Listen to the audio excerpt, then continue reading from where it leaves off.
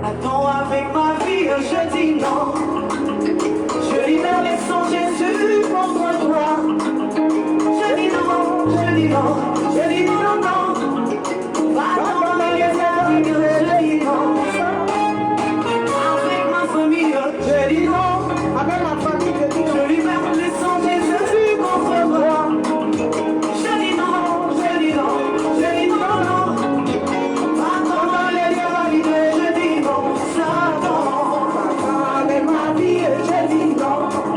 Je libère les sangs, Jésus, contre toi. Je dis non, je dis non, je dis non, non. Va-t'en dans les amis, je dis non. Satan, avec ma vie, je dis non.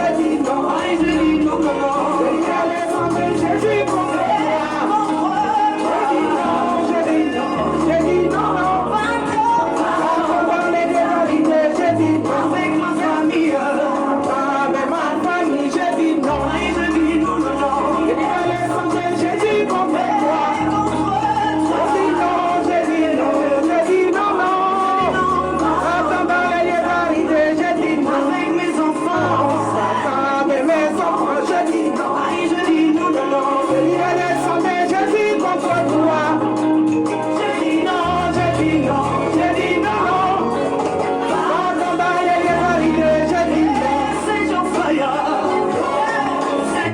Alléluia. Alléluia. Satan, avec ma vie, je dis non. Avec celui de ma famille, je dis non. Avec celui de mes enfants, je dis non. Va-t'en dans les lieux arides, je dis non. Le thème d'aujourd'hui sur l'association. Avec qui t'associes-tu? Association. Association, selon la parole de Dieu, rapidement. 2 Chroniques, chapitre 20, à partir du verset 35. Je vais parler du roi Josaphat. Qui était Josaphat? Josaphat était celui qui a plu à l'Éternel dans toutes ses actions. Il a plu à l'Éternel. Il a ramené certains rois à la raison, bien qu'il est roi. Mais ils ne l'ont pas écouté, mais ceux qui l'ont écouté ont gagné. Il a amené le peuple de Dieu à remporter des batailles, des victoires, des victoires, des victoires. Il a amené sa propre vie devant l'Éternel, à oublier les échecs ou les méchancetés de son père qu'il avait remplacé. Il a amené l'Éternel à voir son peuple encore auprès de lui. Mais le même Josaphat. Alors, mon thème de ce matin, avec qui t'associes-tu? Car tu dois bien finir.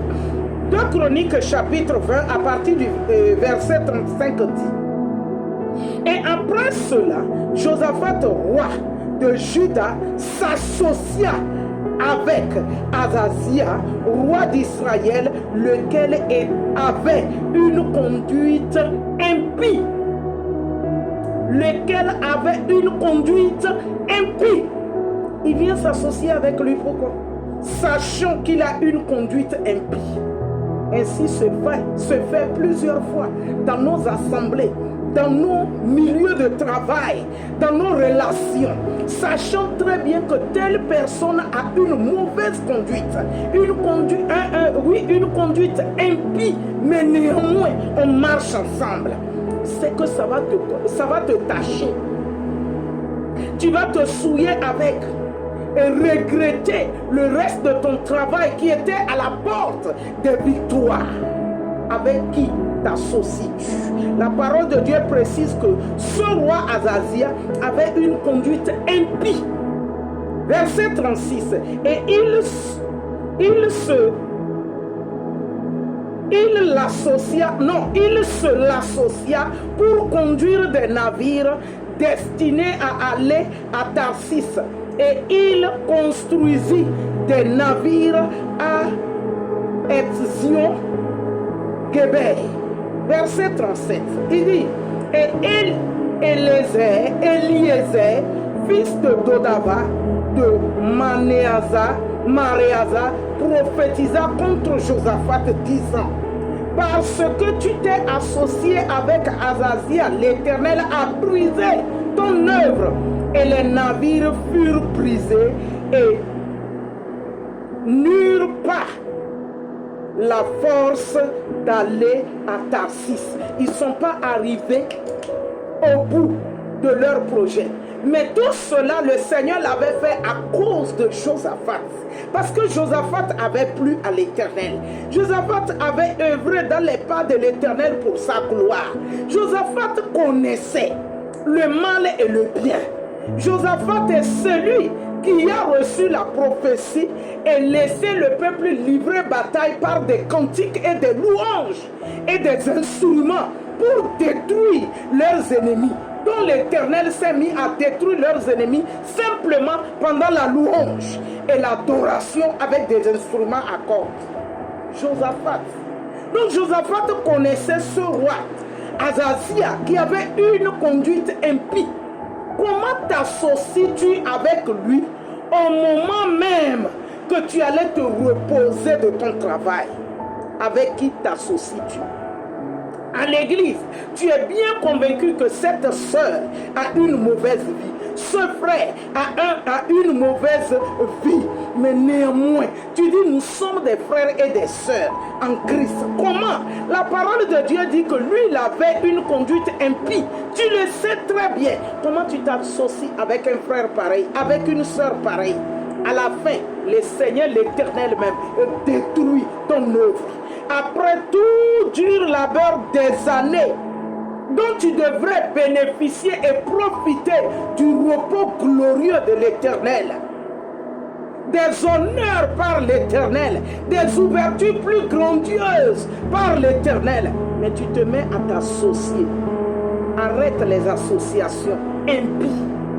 Arrête les associations qui n'honorent pas l'Éternel et qui amènent l'Éternel à s'irriter contre ton bon travail même, qui devrait terminer en beauté, en puissance et en gloire. La parole de Dieu est claire là-dessus. 2 Chroniques, chapitre 20, versets 35 à 37. Si tu veux encore mieux comprendre, tu peux commencer au verset 1 de 2 Chroniques, chapitre 20, pour lire l'histoire de Josaphat, qui a bien travaillé, qui a servi l'Éternel. Mais nous voyons la fin. La fin n'a pas été bonne. Que ta fin soit glorieuse. Que ta fin soit bonne. Que ta fin soit remplie de sagesse et de l'intelligence et du discernement. Que ta fin continue et à honorer l'Éternel. Que ta fin laisse une histoire glorieuse, une histoire à imiter, des pas à emboîter pour entrer dans des destinées glorieuses avec Dieu. Que ta fin laisse des empreintes marquables où des générations et des générations diront oui, quelqu'un a marché avec l'Éternel et voici comment a-t-il terminé, dont le nom de Jésus-Christ a été glorifié. Alors, Satan avec ta vie dit non. Satan avec tes enfants dit non. Satan avec ta famille et tes affaires dit non. Satan avec tes relations dit non à cela. Et quand on dit non, on marche contrairement à ce qui n'est pas bien. Quand on a dit non, on a dit non, on fait dos et pour toujours. Et on avance en beauté et en gloire. Soyez bénis. Alléluia. On continue pour terminer avec cette louange.